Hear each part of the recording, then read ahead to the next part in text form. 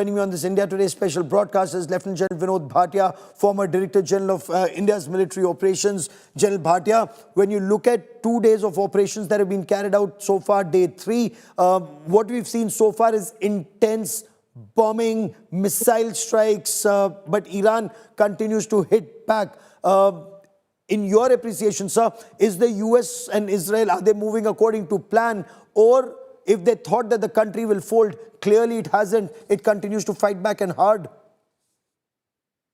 Yes, Gaurav, thank you for calling me on your platform. The fact is that there are political aims and military objectives, right? The political aim is regime change by the US and Israel and safety of the US and Israeli interests. At the military objectives, I think the Israelis and the US have targeted their crucial and critical installations, the missile bases, the nuclear facilities, the leadership, which is the military objective. Now, the fact remains that they've not broken the will of the leadership and the people, and that continues. And we have to understand that Iran is more resilient as it is. This is going to continue for some time. And they also have proxies in the three H's, that is Hezbollah, Hamas, and the Houthis. So how that plays out is going to be seen. Iran has hit General, out. Let me interrupt you for a moment here. Hamas, extremely weakened. Hezbollah, they launched a symbolic strike. Maybe some rockets they fired, but Israel forced them to vacate a lot of area. People are vacating Beirut, they're vacating areas around. So does Hezbollah still remain a potent threat in your appreciation? Point 2, point 3. As far as the Houthis are concerned, perhaps the only ones with longer range weapons, they can disrupt sea lanes of communication, but can they target Israel, or can they target US assets at sea as of now? No, in my reading, I think the Hamas's Hezbollah has been degraded, not destroyed. Right.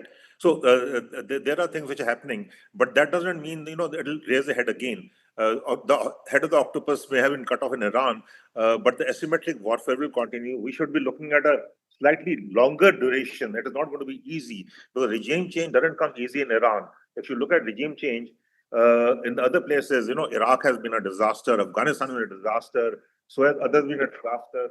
So I think we should look at the little long term, mid to long term, and I feel this is going to continue for some time. It's not going to be a in and out operation. And as for the boots on the ground are concerned, I don't think US has the appetite and Israel the capacity to put boots on the ground.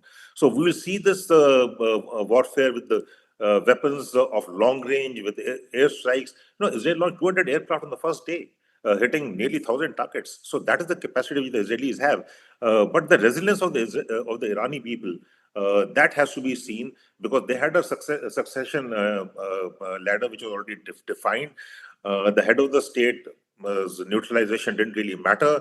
They're still fighting it out. What the people of Iran have not actually come to the streets as yet. Some videos have come out, but they're not come to the streets. So there's no uprising from within. There's no groundswell against the present regime as yet, which we see right now. So we have to see how it has happened. And there are a lot of things which I think we'll have to still wait and watch. Iran is not going to fold up so easily, as far as I'm concerned. State of Hormuz is there. Hormuz is there. So they have a certain hold over certain critical aspects where they can impact the world. They've already targeted the GCC nations, except, of course, Oman. And the negotiations, they are ready for negotiations.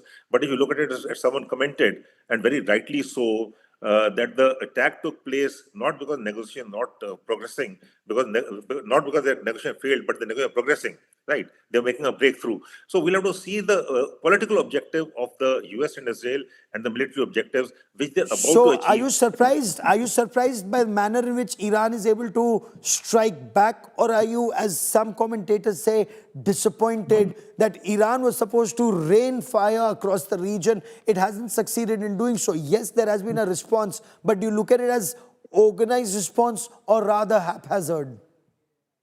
No, I don't think Iran has been able to strike effectively. I am very sure about it. They're not effective in their strikes at all. It is more a show of strength and a show of will and a show of intent. It is not destructive as yet. Because we also have to see that Iran air defense has totally been, neutralized. The air defense system, which you see on Sindoor, also the Chinese air defense system, not stood the test of defending the airspace. So Iran is exposed. But my point is a little different. My point is, have they broken the will of the people? I don't think so, not yet. So it's going to take time because Iran is going to suffer and the Iran people are going to suffer. And the fact remains that the nuclear facilities could have been neutralized, the missile launchers have been, the missile factories have been neutralized. So a lot of destruction has taken place. But the uprising, the regime change may take time, and we should be looking at the near to midterm as this goes on. And India as a nation should prepare to look at things from their own interests, especially where oil is concerned, especially where the West Asian countries are concerned. So we'll have to look at a very balancing act, and we are doing well right now, and we should continue to do well.